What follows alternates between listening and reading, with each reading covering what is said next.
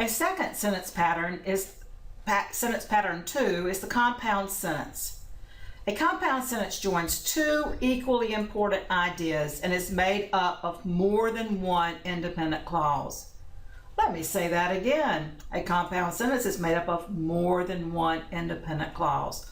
Already we have the distinguishing characteristic of a compound sentence as opposed to a simple sentence which is made up of one independent clause. There are many ways to form compound sentences. We're going to talk about three of them in specific. The first one is to take an independent clause, here referred to as an IC, place a comma after the first independent clause, add a coordinating conjunction, and then follow with another independent clause. This method is a very common way of joining compound independent clauses to form compound sentences. Let's say you have two independent clauses. The first is I needed to leave the house in a hurry. The second part, I could not find my keys. I can particularly identify this one because I'm always losing my keys. I want to get out of the house in a hurry, but I can't find my keys. My daughter was sick, so I had to miss class. What we have is a relationship between two ideas that the writer equally values. It's important that I leave the house in a hurry, but it's also important that I find my keys because then I can't leave the house in a hurry without them. It's extremely important to me that my daughter was sick, but I also really wanted to miss class. The idea with a compound sentence is you're taking two equally important ideas and finding a way to put them together. Otherwise, your sentences would all read this way. I needed to leave the house in a hurry, period. I could not find my keys, period. My daughter was sick, period. I had to miss class, period. And you can easily see how dull a combination of those types of simple sentences would be, particularly in a lengthy paper. Again, remember, here's your key, an IC is an independent clause. Now, one of the ways it's very easy actually to remember coordinating conjunctions if you think of an acronym, which just means initials where each letter stands for a term. And here we have fanboys.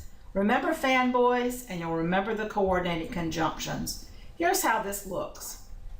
F is for for. For is very similar to the meaning when it's used as coordinating conjunction to the word because you're expressing a cause of an action. We'll see an example in just a minute. Sometimes you just want to quickly add on another idea. And is a coordinating conjunction for that. Sometimes you want to set up a neither nor or a nor between two sentences, and so you use nor as a coordinating conjunction to express a negative alternate. B is for but, of course that states the contrast. O is for or, again to express an alternative but not necessarily a negative one. Y is for yet, which expresses again a contrast. And so will state the result of the action.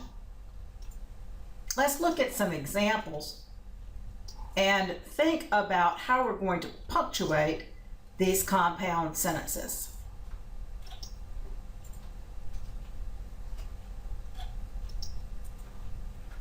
First, remember that a compound sentence is going to join those clauses together with a fanboys. There are other ways also to form compound sentences. One of the most important alternatives is to use a semicolon. Many times students are afraid of semicolons, that you may not have tried a semicolon before, but it's easy to use semicolons if you remember that a semicolon has the same strength as a period. So you do not want to use a semicolon unless you could also use a period in the same place. Again, I'm trying to leave that house in a hurry, but I'm not finding my keys. However, I decided to emphasize these ideas without a fanboy. I needed to leave the house in a hurry, semicolon.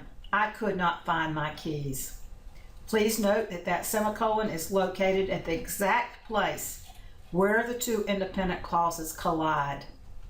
My daughter was sick. I had to miss class. Again, equally important ideas, short clauses. Before we move to the next alternative, let's think about what the semicolon does. First, you want to use a semicolon between closely related independent clauses. They need to have something to do with each other in meaning. Also, semicolons are generally used between short independent clauses. Long independent clauses are often not as good an option for a semicolon. Now, you can also use a semicolon. I'm sure you've tried this in your sentences. You can use to create a compound sentence by using and setting up your independent clause, using the semicolon, using a conjunctive adverb, followed by a comma, followed by another independent clause. Now, conjunctive adverb sounds like a big word, and it's not to confuse you. That's not the intent, but just think conjunct. What does it mean to conjunct? Junct means join, con means together. So this is an adverb, or you can just call it a conjunctive word that's going to join together two independent clauses. The semicolon before the conjunctive adverb, the comma after the conjunctive adverb. Here is a list of very commonly used conjunctive adverbs.